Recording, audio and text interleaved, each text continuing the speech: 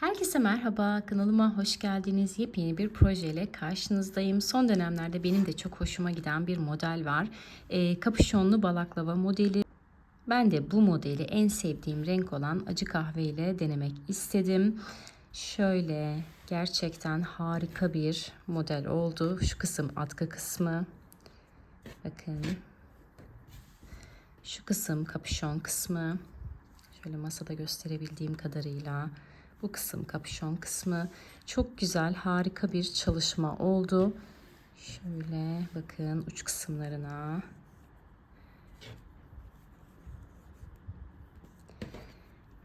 Bu modelde ben sarma iplik kullandım. İnce bir iplik bakın bu şekilde. Şiş olarak 3 milimlik normal bu küçük şişlerden. Bir de yine 3 milimlik misinalı şişlerden kullandım. Sizler normal şişle de örebilirsiniz. Ben sadece video çekerken bu kısa şişler daha pratik oluyor diye bunları ve normalde de şu geniş kısımlarında ipliklerin falan çıkmasın diye bu misinalı şişi kullandım. Yani şiş konusunda rahat olabilirsiniz. Sarma iplik olduğu için ne kadar kullandığımı açıkçası tam olarak bilemiyorum ama tahmini 200 gram civarında kullanmışımdır diye düşünüyorum. Çünkü bu iplikten 600 gram almıştım. En küçük yumağı bunun yarısından bir tık fazla olan yumağı kullandım. Onu da 200 gramdır diye düşünüyorum. Yani normal 2 yumak iplik alarak siz de yapabilirsiniz. Benim ince bir iplik kullandığım için bakın duruşu daha böyle şey gibi oldu. Triko gibi oldu. Şöyle göstereyim. Sizler de eğer bu duruşu elde etmek istiyorsanız ince iplik kullanabilirsiniz. Yok daha tok dursun istiyorsanız normal ipliklerle de örebilirsiniz. Gerçekten şahane bir model oldu. Şu an biraz rahatsız olduğum için giyip deneme fırsatım olmadı ama en kısa zamanda üzerime giyeceğim ve görsellerini Instagram hesabından paylaşacağım.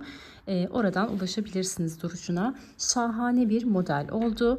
Yapım aşamalarını elimden geldiğince detaylı olarak anlattım. Eminim sizler de mantığını anladıktan sonra çok rahatlıkla yapabilirsiniz. Çünkü önemli olan burada mantığını anlamak. Mantığını anladıktan sonra örgünün gerisi çok kolaylıkla gelebiliyor. Ben ince bir iplik kullandığım için örmem biraz uzun sürdü. Dediğim gibi siz daha kalın bir iplik kullanırsanız daha kısa sürede bitirebilirsiniz. Bir de tabii ben modeli de çıkarmaya çalışıyorum. Onun da şeyi var. Yani direkt hazır bir tarif üzerinden yapmadığım için benim için biraz uzun sürdü yani. Ama sizler daha kısa sürede yapabilirsiniz. Şöyle bakın kenar kısımları gerçekten şahane oldu. Evet. Şöyle gösterelim bakın kordonlu bir model. Çok güzel, çok cici. Umarım sizler de yaparsınız. Yorumlarınızı çok merak ediyorum. Videoma geçmeden önce kanalıma abone olup beni takip ederseniz ve minik bir emoji dahi olsa yaparak destek olursanız çok mutlu olurum. O zaman keyifli seyirler. Ölçüleriyle başlamak istiyorum. Normalde ben aşama aşama ölçülerini verdim ama üzerinden buhar geçtiğim için bir tık esnedi. Ben seviyorum öyle modelleri. Şimdi bu haliyle size ölçülerini paylaşmak istiyorum. Kapüşon kısmı bakın şu kısımda bitiyor kapüşon kısmı. Şöyle tepeden ölçersek eğer kapüşon kısmına kadar 28 santim. Kapüşon kısmının şöyle şu kısmının en ölçüsünü verirsek 23 santim. Tamamen boydan boya yaptığımız çalışmanın ölçüsünü de vermek istiyorum sizlere. Bakın şu tepe kısmından, en tepeden, kapüşonun tepesinden bu uç noktaya kadar olan ölçüyü paylaşacağım. Hemen kalkıp ölçeceğim. Evet, tepe kısmından, bu kısımdan bu uç kısma kadar olan ölçümüzde arkadaşlar 120 santim uzunluğunda. Yani geniş rahat salaş bir model oldu ama daha iri durmasını, hacimli durmasını istiyorsanız dediğim gibi kalın iplikler kullanabilirsiniz. Ben böyle çok ağır kalın artık giysileri sevmiyorum. Şapka, atkı, bere de olsa biraz daha hafif esnek ama sıcak tutan şeyleri seviyorum. O yüzden de bu benim için çok ideal oldu. İplikle ilgili şu bilgiyi vermek istiyorum. İplik akrilik bir iplik değil. Yün içeriği fazla olan bir iplik. O yüzden de gayet sıcak tutacaktır. Sizler de içeriğinde yün olan iplikleri tercih ederseniz çok daha iyi olur. Evet, modelimizin başlangıcını daha net anlamanız açısından açık renk bir iplikle göstereceğim. Şişlerim bu şekilde 3 milimlik kısa şişler ve ilerleyen zamanlarda kullanmak için de şöyle 3 milimlik misinalı şişler kullandım. Şimdi ilmek atarak başlıyoruz.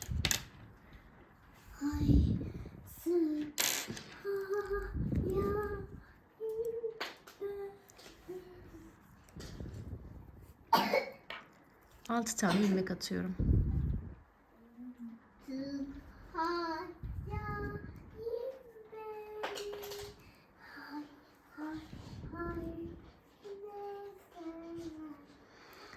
Evet bakın 6 tane ilmeğimi attım. Şimdi örgümü çeviriyorum.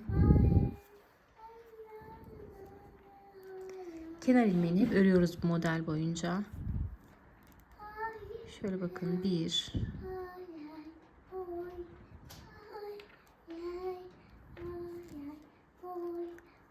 2,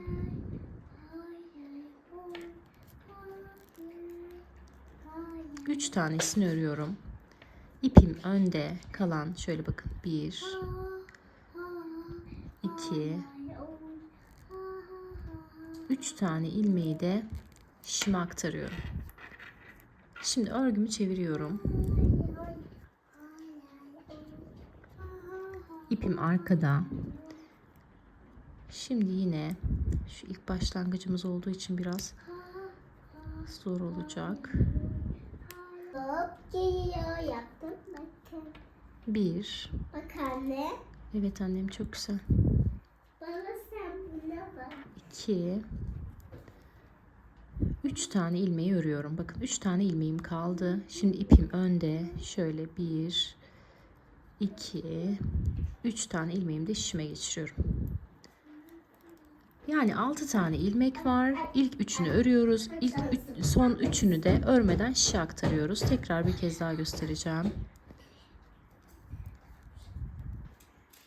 Bana 1, 2, 3 tanesini ördüm bakın. İpim önde kalan 1, 2, 3 tanesini de şişe aktardım. Şimdi bu şekilde 6 sıra örüyorum. Artırma eksiltme yapmadan aynı şekilde 6 sıra örüp dönüyorum. Evet 6 sıramı tamamladım. Şu bakın başlangıç ipim sağda olacak şekilde. Burayı artırma sırası olarak kabul edeceğiz. Hep artırmalarımızı bu yüzden yapacağız. Şimdi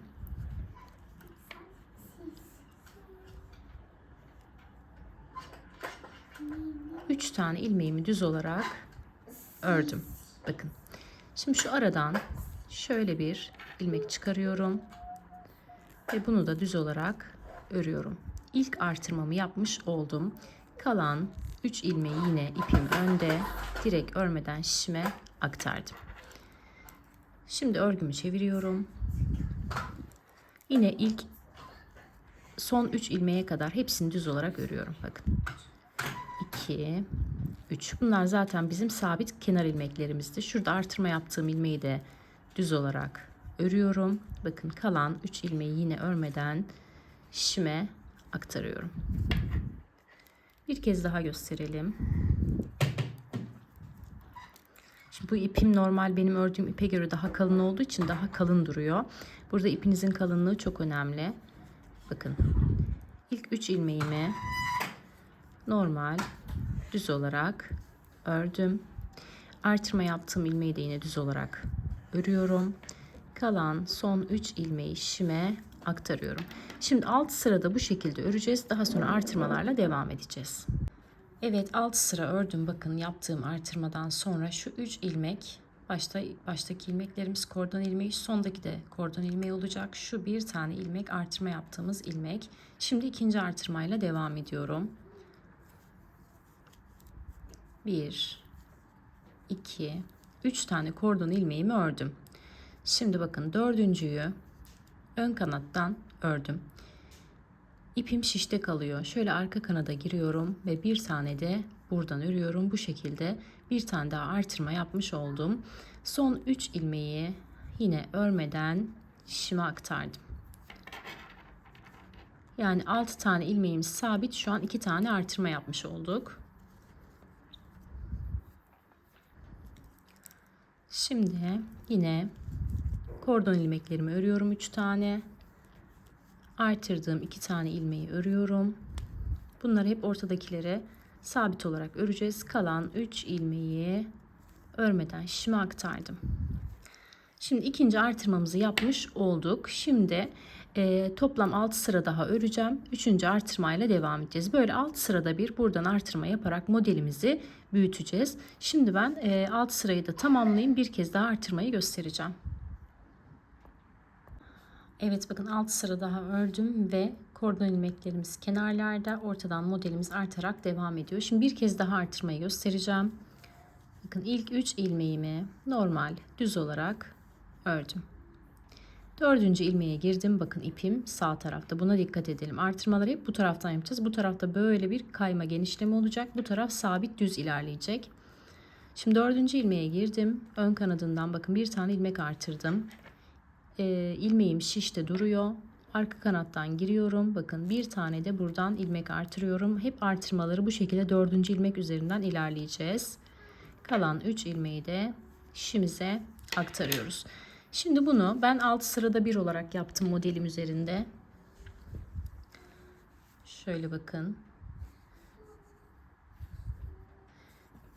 Siz daha kalın bir iplik kullanırsanız mesela bunun gibi 6 sıra değil de 8 sırada bir artırma yaparak da yapabilirsiniz. Çünkü bakın ipimiz kalın olduğu için genişleme çok yoğun görünüyor. Şuradan bakın benim modelimle buna bakın. Çok ciddi bir en farkı var değil mi? Bu da ipin kalınlığından dolayı. Şimdi bu şekilde ben 6 sırada bir artırma yaparak belli bir uzunlukta öreceğim. Daha sonra birlikte devam edeceğiz. Evet, 6 sırada bir artırma yaparak 86 santim uzunluğuna gelinceye kadar ördüm. İlmek sayımda şu anda 67 tane, yani toplam 61 sıra yapmış oldum. Şimdi bu noktadan sonra bakın artırma yaptığımız kenar, bu kısım önde olacak şekilde şu kenardaki 3 tane kordon ilmeğimi ayrıca aktarıyorum bakın. Bunları bekleteceğiz. Daha sonra bunları örgümüze katıyoruz. Ayrıca aktarıyorum. Bu kısım duracak. Şimdi belli bir sıra düz öreceğiz. Burada sıradan ziyade önemli olan santim olarak ne kadar öreceğimiz. Şimdi 14 santim düz bir şekilde öreceğiz. Yani şu anda 67 tane ilmeğim vardı. 3 tanesini kenara ayırdım. 64 tane ilmeğim kaldı. Bu 64 ilmeği artırma eksiltme yapmadan düz olarak örüyoruz. Bakın kenar ilmeğimi de direkt olarak ördüm. İlmeklerimin hepsini haroşa olarak örüyorum. Ta ki nereye kadar? Sonda 3 tane kordon ilmeğim kalana kadar o sondaki 3 kordon ilmeğini yine örmeden şişimize aktaracağız.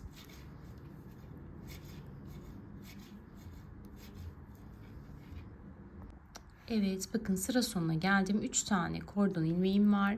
Bunları yine ipim önde. 1, 2, 3 şişime aktardım ve örgümü hemen çeviriyorum. Tekrar örmeye başlıyorum. Bu şekilde bu 3 kordon ilmeğini örmeden sıra sonunda dönüyorum. Sıra başında örerek diğer noktaya kadar, sıra sonuna kadar örüyorum. Şimdi bu noktada kordon ilmeklerini ayırmıştık ya. O yüzden burada sondakileri örerek devam edeceğiz. Bu kordon ilmeklerini ayırdık. Normal sıramızı tamamlayacağız, öreceğiz. Dönüşte de öreceğiz.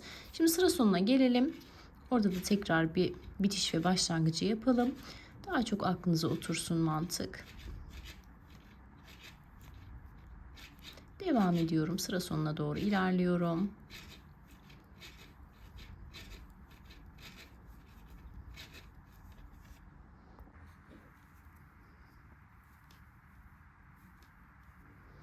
Evet, bakın sıra sonuna kadar bütün ilmeklerimi örüyorum. Burada ayırdığımız kısımda bütün ilmeklerimizi örüyoruz. Şimdi tekrar dönüyorum. Yine sıra başında kenar ilmeğim de dahil olmak üzere hepsini örerek ilerliyorum. Şimdi bu şekilde artırma eksiltme yapmadan 64 tane ilmeğimize sadık kalarak 14 santim uzunluğunda oluncaya kadar, 15 santim de olur, 1-2 santimin hiçbir önemi yok, örelim. Daha sonra birlikte ne yapacağız bakalım.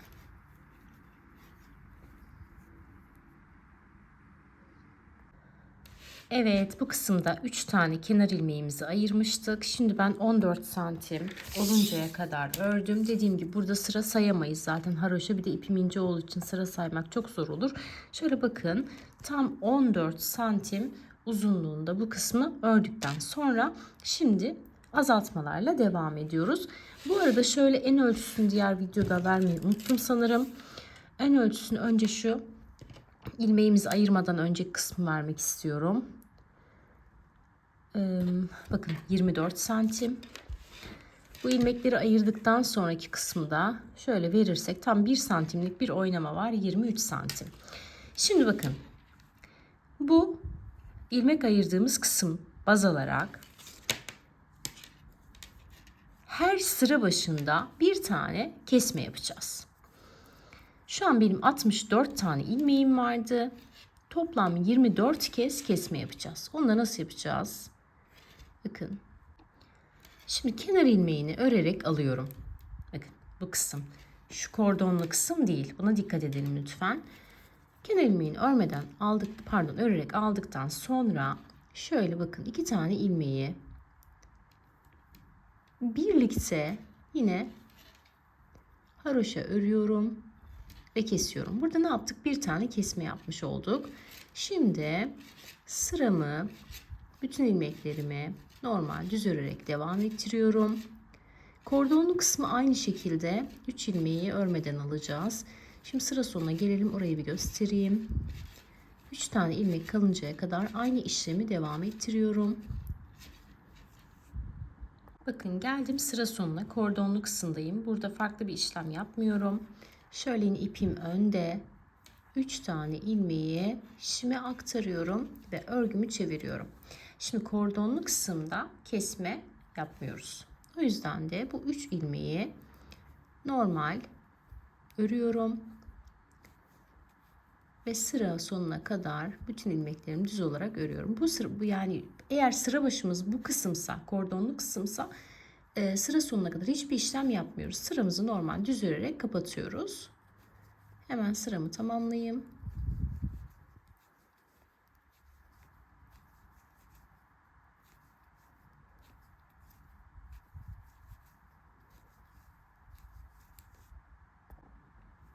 Evet, bütün ilmeklerimi düz örerek sıramı tamamladım. Şimdi geldik diğer kısma. İlmeğimizi ayırdığımız kısma. Bu kısımda ne yapıyorduk? Her sıra başında bir tane kesme yapıyoruz. Onu da şu şekilde bir kez daha göstereyim. Şu an ikinci kesmemizi yapıyoruz. 64 tane ilmeğim vardı. 24 tane kesme yapacağım. Yani 40 tane ilmeğim kalıncaya kadar aynı işlemi devam ettireceğim. Kenar ilmeğini örerek alıyorum. Şöyle bakın, 2 ilmeğe arayı esnetiyorum. Birlikte giriyorum.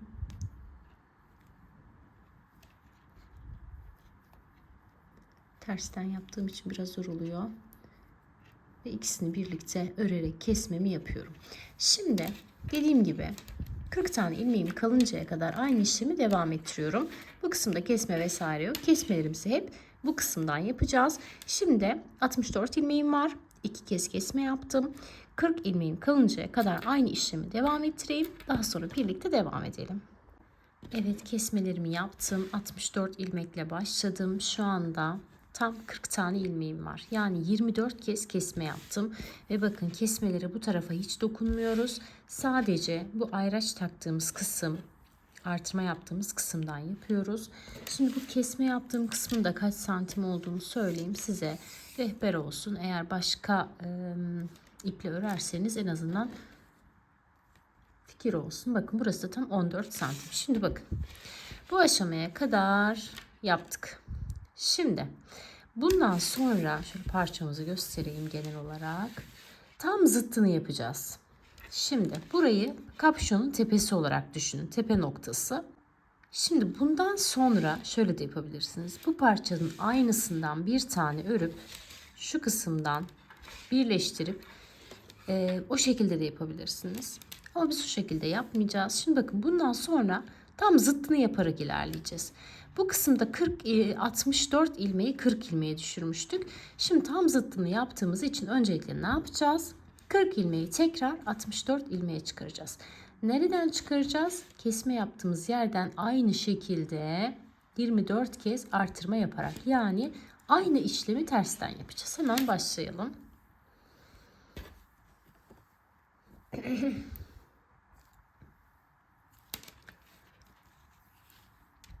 Bakın, kesme yaptığımız kısımdayım.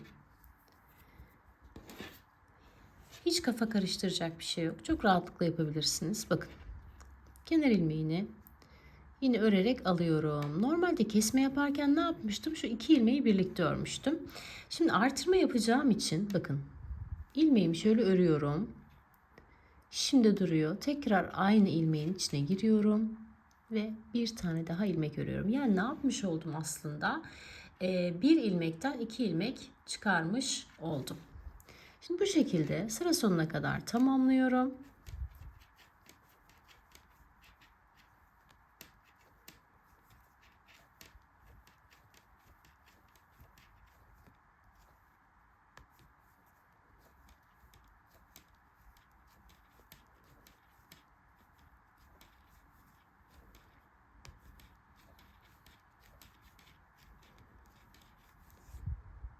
Evet, geldim sıra sonuna. Yine kordon ilmeklerimi örmeden alıyorum. Şuraya katalım. Evet. Örgümü çeviriyorum. Yine sıramı tamamlıyorum. Bu sırada aynı artırma yaptığımız kısımdaki gibi artırma eksiltme yapmadan ilmekleri normal haroşa olarak örüyoruz. Ya şuradaki bir ilmek katına ayrılmış. Ve bu benim çok sinirimi bozdu şu an. Bununla ilgili ne yapabiliriz?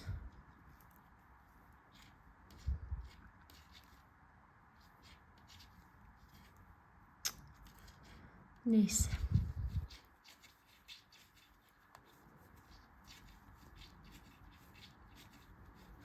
Evet, sıramı bu şekilde tamamlıyorum. Bu yüzde herhangi bir artırma yapmıyoruz. Bakın, kordonun kenarından, sıra başındaysa eğer bu kordonumuz, ne artırma yapıyoruz ne eksiltme yapıyoruz. İlmeklerimizi sadece gördüğümüz şekliyle örüyoruz. Evet, şimdi sıra sonundayım. Bu taraf olduğu için ilmekleri sıranın sonunda örüyoruz. Bakın. Şimdi tekrar artırmayla devam edeceğim. Bakın, ilk kenar ilmeğimi normal düz olarak örüyorum. Şu an ikinci artırmamı yapıyorum. Kenar ilmeğini normal düz olarak örüyorum. İkinci bakın ilmeğe girdim. Şu ön kanadından şöyle bir tane ilmek çıkardım. Bunu şişten çıkarmıyorum. Tekrar aynı ilmeğin içine bu sefer arka kanattan giriyorum. Ve bir tane daha artırma yapıyorum. Ne yapmış olduk? Burada artırma yapmış olduk. Şimdi sadece örgünün bu tarafında artırma yaparak şuradaki gibi 64 şu görüntüyü burada oluşturacağız. Şöyle bir üçgen oluşacak yani. 64 tane ilmeğe ulaşıncaya kadar sıra başlarında sadece bu yüzde artırmalarımızı yapalım. Daha sonra birlikte devam edeceğiz.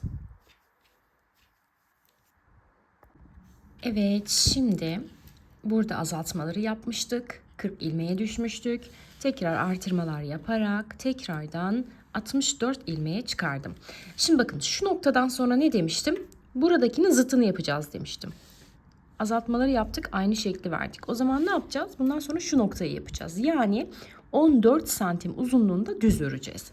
Şimdi bu kısımda yine artırma eksiltme yapmadan 64 ilmeğimize sadık kalarak aynı modelimizi 14 santim düz olarak örüyoruz.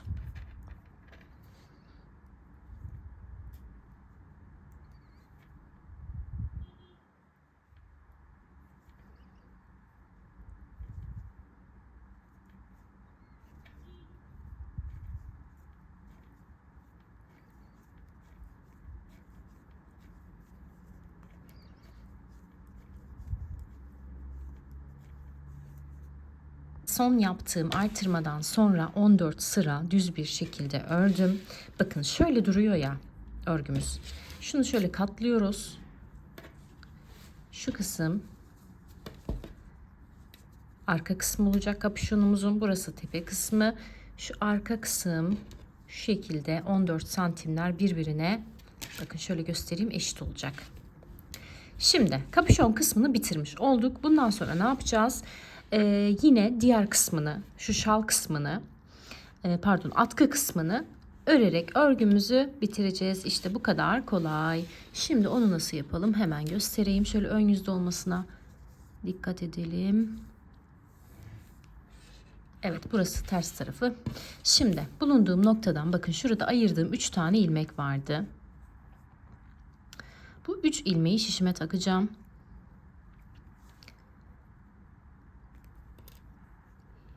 Kaçırmamam gerekiyor. En sevmediğim şey ilmek kaçırmak. Evet. Şimdi örgümü, bu 3 ilmeği de kattım. Bu birleştirmeyi yaptıktan sonra, şu 3 ilmeği kattıktan sonra 6 sıra düz bir şekilde öreceğim.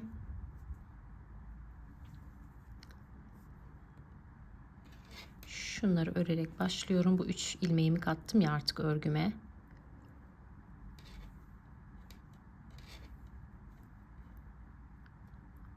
Şimdi şurayı düzeltelim. İlmeklerin şöyle yönü kaymış birleştirme yapınca. Yine 67 tane ilmeğe çıkarıyoruz. Bakın bu 3 ilmeği de hesaba kattık. Yine ilmek sayımı 67'ye çıkarıyorum. Şimdi 6 sıra bu 67 ilmeğimi artırma eksiltme yapmadan düz bir şekilde öreceğim. Yine şu kenar kordon kısımlarını aynı buradaki gibi yapacağız. Sıra sonlarında örmüyoruz. Sadece sıra başlarında örüyoruz.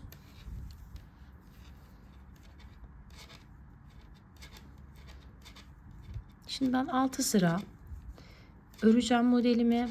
Daha sonra azaltmayla devam edeceğiz. Şimdi bakın, şu kısımda aşağıdan yukarıya artırarak gitmiştik.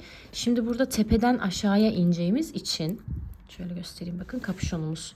Şu kısım kapüşonun arka kısmı. Şimdi tepeden aşağıya doğru ineceğimiz için de burada da tam zıttını yapıyoruz demiştim. Neydi zıttı? 6 sıra ör 1 artırsak burada da 6 sıra ör 1 kes yaparak devam edeceğiz. Şimdi ben 6 sıra öreyim. Kesme sırasını bir kez size göstereceğim. Birleştirme yaptıktan sonra 6 sıra ördüm. Bakın sıra başındayım. Sıra başını nereden anlıyoruz? Hemen göstereyim. Şöyle baktığımız zaman şu ipimizin başta ne taraftaysa orası bizim sıra başımız. Çünkü artırmaları biz bu taraftan yapmıştık. Eksiltmeleri de aynı şekilde bu yönden yapmamız gerekiyor. Şimdi bakın, hemen eksiltmelere başlıyorum. 6 sıra ördüm. İlk eksiltmemi yapacağım. Sonra 6 sıra öreceğim. Yine eksilt. Bu şekilde 6 tane ilmeğe ulaşıncaya kadar, yani başlangıç sayımıza karıştı. Ulaşıncaya kadar aynı işlemi yapacağız. Şimdi hemen azaltmalarla başlıyorum. Şu kordon ilmeklerine hiç karışmıyoruz. Bunlar sabit kalıyor. Bakın. Bunları örüyorum. 1 2 3. Bu 3 tane kordon ilmeğini ördüm. Şimdi bakın, azaltacağımız için şimdi şu 4'e ve 5'e birlikte giriyorum ve hemen bir tane ilmeğimi kesiyorum. Bu şekilde bir tane azaltma yaptım. Yine sıra sonuna gidiyoruz. Kordon ilmeklerini örmüyoruz. Dönüyoruz. Sıra başına geliyoruz. Kordon ilmeklerini örüyoruz. 4'ü ve 5'i birlikte alıp kesiyoruz. Bu şekilde 6 sırada bir kesme yapa aynı şu boya erişeceğiz ve şu başlangıç noktasına geleceğiz. Şimdi ben azaltmalarımı yapacağım. Daha sonra görüşelim. Evet, gerekli azaltmaları yaparak başlangıç sayım 6'ya ulaştım ve ilmeklerimi kapattım. Şöyle bakın, iki tarafı da birbirine eşit oldu. Şöyle kaldıralım. Bu şekilde. Şöyle. Şimdi şu başlangıç ve bitiş iplerimizi içerisine gönderip gizleyeceğiz.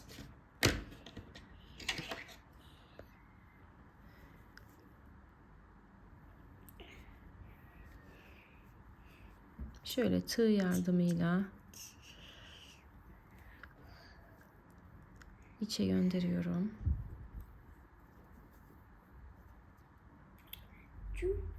Aralardan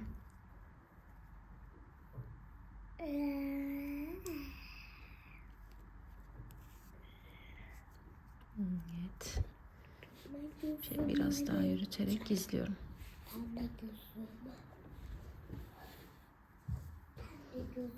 Sonra da şöyle ipi 2 kat ya katlarından ayırıp düğüm yapacağım ve keseceğim. Şöyle bir düğüm yapıyorum.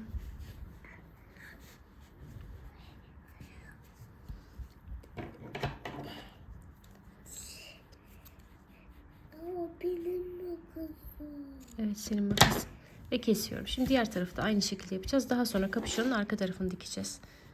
Evet, uç kısımların ipliklerini temizledikten sonra şimdi bir işlem kaldı. O da şu kapüşonun arka kısmı. Şu kısmı üçgen kısmı ve şurayı şu birleştirme noktasına kadar dikeceğiz. Tepe noktadan başlayacağım. Şuradan ipimi sabitliyorum. Ve şöyle ilmeklerimi karşılıklı dikiyorum. Ne küçücük yapmak istiyorum. Zaten koyu renk olduğu için dikiş falan çok belli olmaz. Sonra suya sokacağım. Ay sokmayacağım. Karşılıklı dikiyorum. Ben üstüne sabun. Hayır. Ne dökeceğim bunları? Kum da olmaz. Yemek yapabilirim. Bunlar oyuncaklarımı, tabaklarımı. İyiyim. Bunda ikisi minik minik. Şöyle bir arkadan çevirip bakalım. Tamam oldu. Evet. Ben Bakın oyuncaklarımı. bu şekilde gayet güzel. Ay anne. Tamam, şimdi buradan başladık. Şu dediğim gibi ayrım noktasına kadar şu şey kısmını, atkı kısmını yaptığımız noktaya kadar arka kısmı dikelim. Evet, bakın kapüşon kısmını diktim. Şöyle çevirdim. Diktiğim kısım içte kalacak. Bu şekilde diğer kısmını çevirdim ve modelimiz bu şekilde. Şöyle boydan da bakarsak üzerine de buharlı ütüyle geçtim. Çok bir esneme olmadı benim ipliğim yünlü iplik olduğu için. Şöyle bakın. Sizin eğer ipiniz akrilik olursa daha çok esneme olacaktır. Onu şimdiden söyleyeyim. Ona göre buharınızı daha az verirsiniz. Ütüyü bastırmazsınız. Evet, modelimiz bu şekilde. Gerçekten şahane bir model oldu. Şöyle kapşon kısmını yine gösterelim, bakın. Şöyle harika bir model oldu. Bakın. Evet, balaklavamız bu şekilde oldu. Kapüşonlu balaklavamız. Benim çok içime sindi. Sizler nasıl buldunuz? Yorumlarınızı çok merak ediyorum. Bu şekilde bakın, gerçekten harika bir çalışma oldu. Buraya kadar beni izlediyseniz, videomu izlediyseniz destek olmak amacıyla bir yorum emoji yapmanızı sizden rica ediyorum. Farklı projelerle karşınızda olacağım. Harika projeler yapacağım. Takipte kalmayı unutmayın. Başka bir projede görüşmek dileğiyle. Hoşçakalın.